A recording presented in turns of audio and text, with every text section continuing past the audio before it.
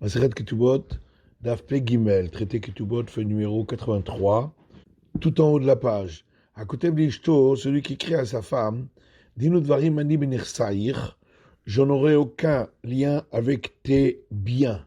Arizé Ochel Perot Bechayeha, il pourra consommer les fruits de ses biens durant sa vie à elle, Vimmeta Yorsha, lorsqu'elle mourra, il héritera de ses biens. Mais alors pourquoi a-t-il écrit « Je n'ai pas de lien avec tes biens » pour dire que si elle les vend ou si elle les donne, ce sera valable. Katavla, s'il lui a écrit « je n'ai pas de lien avec tes biens ni avec leurs fruits » il ne mangera pas les fruits de son vivant à elle. Et lorsqu'elle mourra, il héritera de ses biens. Rabbi Omer leolam ochel pere perot. Rabbi dit, il pourra toujours consommer les fruits des fruits.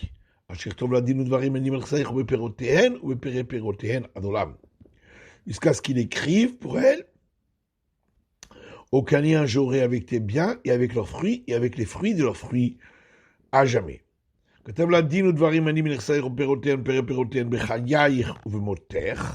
S'il lui a écrit, je n'ai pas de lien avec tes biens et avec leurs fruits, avec les fruits de leurs fruits, de ton vivant et après ta mort, il ne pourra pas manger les fruits de son vivant à elle, et si elle meurt, il ne l'héritera pas. Rabban Shimon ben Gamliel Omer, Rabban Shimon ben Gamliel dit, si elle meurt, il l'héritera. Parce qu'il a émis une condition à l'encontre de ce qui est écrit dans la Torah, que le mari peut hériter de sa femme.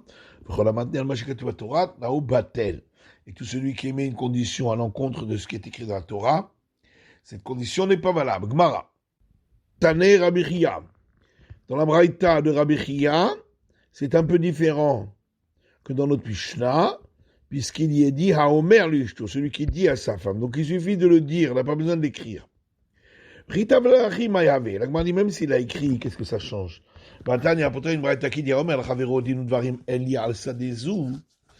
Celui qui dit à un autre, je n'ai aucun lien avec ce champ-là, je n'ai pas affaire avec, et ma main en est détachée, ça n'a aucune portée, parce qu'il n'y a pas eu de parole pour en faire un don ou autre chose.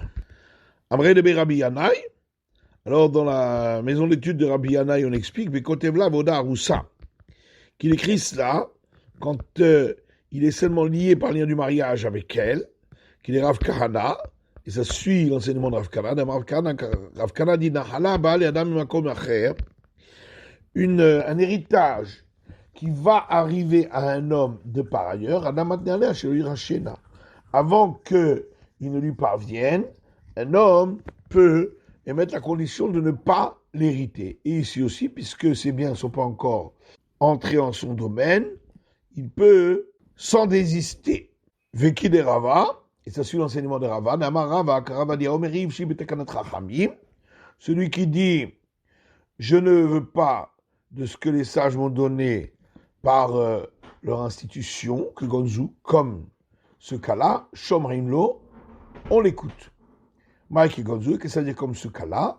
Qui dit Ravuna Amarav, ça suit ce qu'a dit Ravuna au nom de Rav, d'Amaravuna Amarav, car Ravuna dit au nom de Rav, Ichola Isha Shetomar le Bala. Une femme peut dire à son mari, Eni Nizonit, Veini Ossa, je ne recevrai pas de pension alimentaire et je ne travaille pas pour toi. Yachi Afilune Souan ami. Mais dans ce cas-là, il devrait pouvoir le dire même après qu'il l'a fait entrer chez lui, puisqu'il peut s'opposer à ce que les sages lui ont donné par institution rabbinique. Amarabaye ne soit Yadoke Yada. Abaye dit, à partir du moment où il est marié avec elle, sa force est comme celle de sa femme, et donc il ne peut plus se désister. Ravama Yado Adif Amiyada. Rava dit, même sa force est plus forte que celle de sa femme. La différence entre ces deux avis concerne celle qui est en attente de l'évira, lorsqu'elle avait reçu des biens encore du vivant du mari, savoir qui c'est qui a le plus de force pour après la mort considérer à qui ils sont, est-ce qu'ils sont à la femme ou à l'héritier du mari. On s'est posé une question. Kanoumi Yado Mahou, dans le cas de la Braïta, d'un homme qui dit je n'ai pas de lien avec ce champ, alors qu'il est associé, on a dit que sa phrase n'a pas d'impact. Qu'est-ce qu'il en est si il y a eu un acte d'acquisition? Amar Yosef dit Dvarim Kanoumi Yado. Rav Yosef dit cet acte d'acquisition, il est sur le fait qu'il a dit je n'ai pas de lien et donc ça n'a aucune implication. Alors que d'après Rav Nachman, l'acte d'acquisition a été fait sur le terrain et donc il est valable.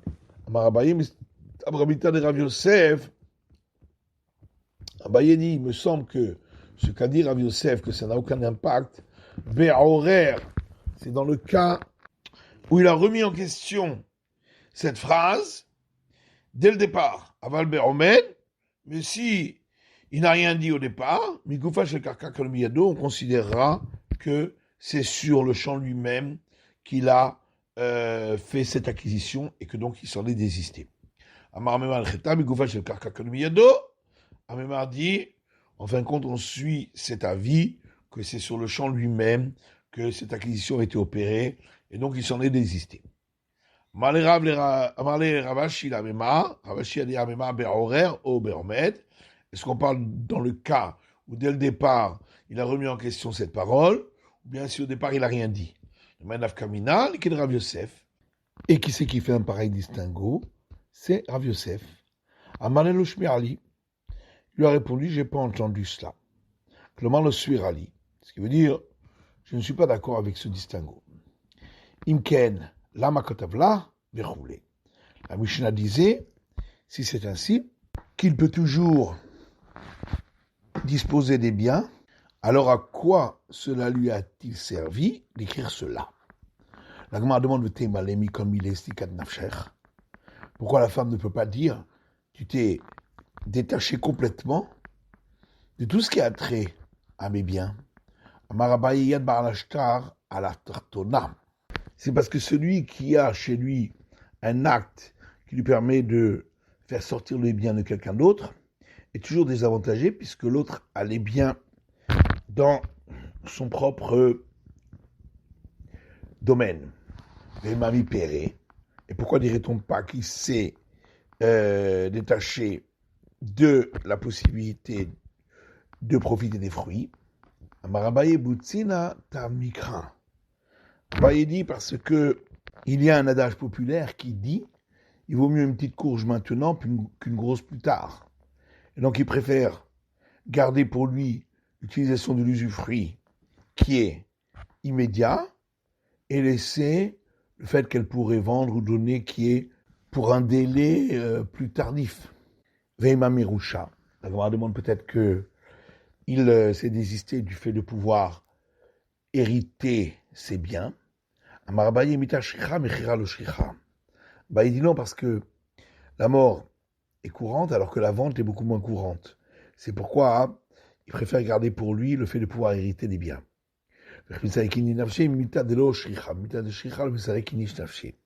Car lorsqu'une personne se détache, se désiste, c'est seulement de ce qui n'est pas courant. Mais de ce qui est courant, il y a moins de chances qu'il s'est désisté. Ravashi donne une autre réponse. Puisqu'il a dit qu'il se désiste de ses biens, donc ça veut dire pas des fruits. Puisqu'il a dit de tes biens, donc ça veut dire lorsque tu es encore en vie et pas après la mort. Rabbi Omer, donc dans la Mishnah, on a vu que Rabbi a dit qu'il a toujours droit à l'usufruit, tant qu'il ne l'a pas précisé dans ses paroles. Tanou Rabanan, ça j'ai enseigné dans une braïta, Louen Perot, Velouen Perot. Qu'est-ce qu'on appelle les fruits et qu'est-ce qu'on appelle les fruits des fruits? Si, lorsqu'elle s'est mariée, elle avait un terrain, et ce terrain a donné des fruits, Ariel Perot, c'est ça les fruits. Mahar Perot, si le mari a vendu les fruits, la Carmen Karka, Et avec ça, il a acheté un terrain, Vasta Perot, qui a produit des fruits. Rien de Père et Perot. Ce sont les fruits des fruits. Bah, on s'est posé une question. Le Rabuda, Père et Perot d'Afka. Selon Rabuda, c'est seulement les fruits des fruits qu'il doit préciser. Odinma Adolam d'Afka. Ou bien il doit préciser à tout jamais. Odinma Tarvayou d'Afka. Ou peut-être doit-il préciser les deux. Intizom Père et Perot d'Afka. Si tu dis que ce qui est essentiel, c'est de dire les fruits des fruits. Adolam la manière, pourquoi il a rajouté pour toujours, à tout jamais.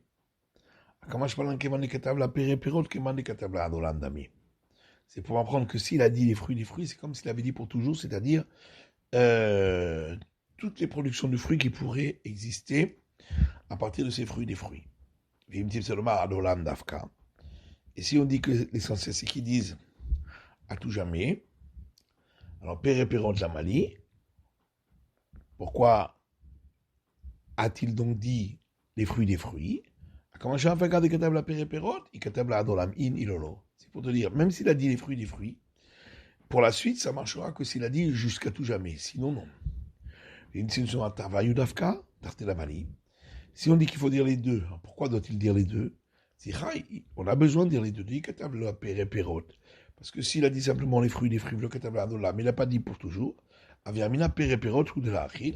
j'aurais dit c'est seulement les fruits des fruits qu'il ne pourra pas manger, mais les fruits des fruits des fruits, il pourrait manger. C'est pourquoi il doit rajouter jusqu'à tout jamais. S'il avait dit jusqu'à tout jamais, il n'avait pas dit les fruits des fruits. Quand on dit à tout jamais, ça veut dire uniquement pour les fruits, mais pour tout le temps. La ritza perepero, c'est pourquoi il a besoin de dire les fruits des fruits. Il va y aller où? On s'est posé une autre question.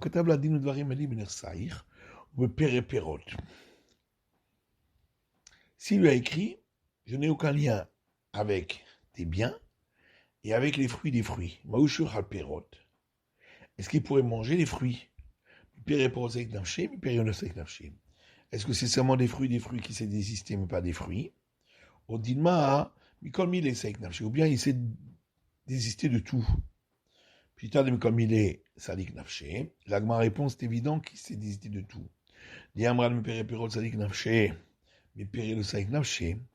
Si tu dis qu'il s'est désisté des fruits, mais pas des fruits, il va donc manger les fruits, donc où va-t-on trouver les fruits des fruits? Et ta mère, l'agma dit, mais d'après toi qui donne cet argument, voilà qu'on a vu dans la Mishnah, Rabuda dit, qu'il peut encore manger les fruits des fruits, s'il a simplement parlé des fruits, etc.